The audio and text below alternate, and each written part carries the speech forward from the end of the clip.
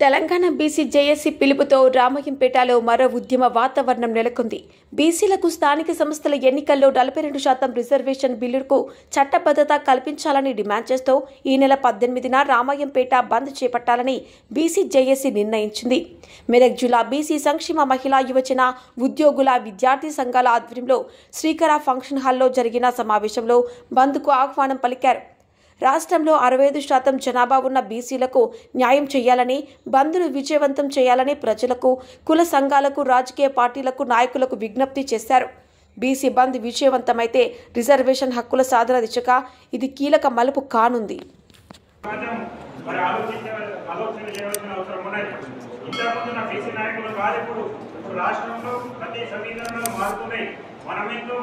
మేమెంతో మాకంతా వాటగా ఆ దిశగా మనం వెళ్తున్న సందర్భంలో ఇట్టి జాతి సరే రాష్ట్ర ప్రజలకు ప్రతి ఒక్కరికి ఇంటికి పిల్లల నుండి మొదలుపెట్టి వేరేవాళ్ళ దాకా ఇది ఈ విషయం లోతుగా వెళ్ళింది కాబట్టి ఇట్టి దాన్ని మనం మన పార్టీ సాధించుకునేదాకా మనం అందరం ఏకత్రిత ఉండి మన బీసీ సమాజం రాష్ట్ర నాయకత్వం కానీ కేంద్ర నాయకత్వం సూచన మేరకు జిల్లా నాయకత్వాలు కానీ మండల నాయకత్వాలు కానీ పట్టణ నాయకత్వాలు కానీ గ్రామ కమిటీలు కానీ ప్రతి ఒక్కరు ఐక్యతతో మన పర్సెంటేజ్ సాధించుకోవాల్సిన అవసరం ఉందని చెప్పేసి ఈ బీసీ సమాజం బీసీ సంఘ నాయకుల మధ్యన మరి అన్నప్పుడు మన పత్రికా విలేకరుల సంబంధం ఎలక్ట్రానిక్ మీడియా సమావేశంలో ఈ విధంగా మనం తెలియజేసుకోవడం జరుగుతుంది.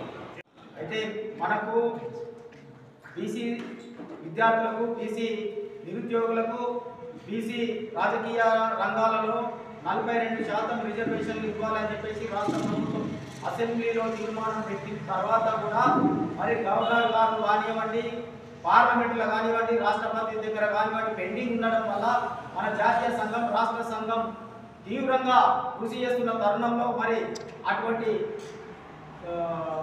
ఎలక్షన్కు 42%తోని స్థానిక సంస్థలకు ఎలక్షన్కు వెళ్తున్న సందర్భంలో మరి కొన్ని దుష్ట శక్తులు ఈ బీసీ 42% వ్యతిరేకులకు మేము ఏమి చెప్తామంటే దయచేసి మాకు ఎవరు ఏమి మోసం చేయొద్దు, మేము మీకు మోసాలు చేయలేదు, గతంలో నుండి కూడా ఎన్నడూ కూడా మేము ఎవరికి కూడా అన్యాయం చేయలేదు. కాబట్టి ఇప్పుడిప్పుడే మా పిల్లలు గ్రామాలలో కానీ పట్టణాలలో కానీ చదువుకొని ముందుకు వస్తున్న తరుణంలో మరి మాకు కూడా చట్టాలు కావాలి, మాకు కూడా రాజ్యం కావాలి, 42% రిజర్వేషన్లు కావాలని చెప్పేసి మనలు పోరాటం చేస్తూ ఉంటే మరి ఈ యొక్క ఎలక్షన్కు నామినేషన్ వేసే సందర్భంలో కూడా క్యాన్సిల్ చేసినటువంటి సందర్భం మనం చూస్తూ ఉన్నాము. మా బీసీ సంక్షేమ సంఘం మాత్రం ఎవరికి వ్యతిరేకం కాదు, అదే రకంగా అనుకూలం కూడా కాదని చెప్పేసి అయితే మాకు అన్యాయం చేస్తే మాత్రం ఇప్పటి నుంచి ప్రశ్నిస్తాం, ప్రశ్నించే దగ్గర వెనుకబడే పరిస్థితే లేదు. ఆ సందర్భంగా ఇప్పుడు ముఖ్యంగా మన రాష్ట్ర అధ్యక్షుడు జేఏసీ గారు తెలంగాణ జాగని ఏర్పాటు చేయడం జరిగింది. దానికి ఆర్కృష్ణ అధ్యక్షుడిగా ఎన్నుకోవడం జరిగింది. అదే రకంగా ఉపాధ్యక్షుడు మన డాక్టర్ శ్రీనాథ్ ఎన్నుకోవడం జరిగింది. అందరూ కలిసి కట్టుగా పోరాటం చేస్తున్న ఈ తరుణంలో మరి మన మెదక్ జిల్లా కూడా బంద్కు పిలుపు ఇవ్వడం జరుగుతుంది. మనం ఈ సందర్భంగా రాష్ట్ర వ్యాప్తంగా తెలంగాణ బంద్కు పిలుపు ఇవ్వడం జరిగింది. రేపు శనివారం 18వ తారీఖు మరి అదే ఎజెండాగా మేము ఇక్కడ సమావేశమై బంద్కు వ్యాపార వాణిజ్య సంస్థలు అందరూ కూడా మాకు సహకరించి బీసీ రిజర్వేషన్లకు అనుకూలంగా ఉంటే మాకు, మా పిల్లలకు, రాబోయే తరానికి మేలు జరగాలని చెప్పి ఈ సందర్భంగా మనం చేస్తూ మరి ఇక్కడ వచ్చినటువంటి నాయకులందరికీ తెలుసు మరి గత 2019లో ఈ ఆర్డబ్ల్యూఎస్ రిజర్వేషన్లు తీసుకొచ్చాం. కానీ మేము ఎన్నడూ కూడా వారికి వ్యతిరేకం చెప్పలేదు, ధర్నం చేయలేదు, కోర్టు పోలేదు. మేము మా వాట మాత్రమే మేము అడుగుతున్నాం. 65% ఉన్నప్పుడు 42% ఇస్తే తప్పేందని చెప్పి అడుగుతా ఉన్నాం.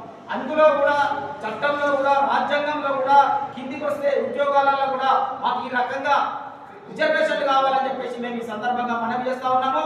మరి ముఖ్యంగా ఈ మెదక్ జిల్లా, మెదక్ టౌన్ కానీ, రామాయపేట టౌన్ కానీ, నర్సాపూర్, మెదక్ ముఖ్యమైన కేంద్రాలు 18వ తారీఖు నాడు ఈ వ్యాపారులందరూ కలిసికట్టుగా బంద్ చేసుకొని బీసీలకు అనుకూలంగా ఉండాలని చెప్పేసి నేను కోరుతా ఉన్నాను.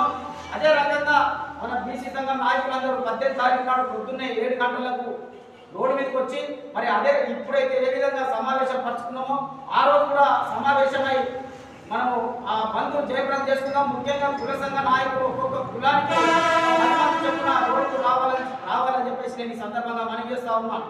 జై బీసీ బీసీ ఐక్యత